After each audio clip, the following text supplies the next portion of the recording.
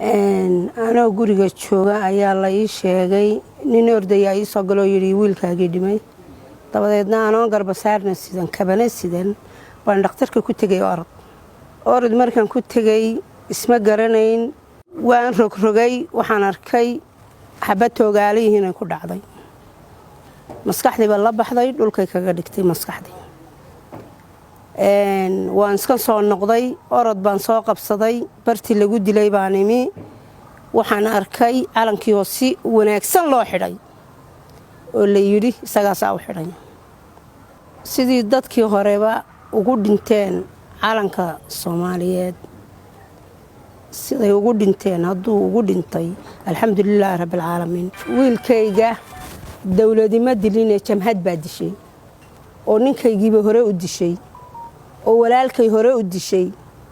caruurtayda inta ii hadhay waxaan codsanayaa oo aan rabaa inay xornimo iyo amni iyo nolol wacan ay ku noolaadaan maamulka Soomaaliland dibku noo geystay dib kale iyo noogu daray hana dhaaf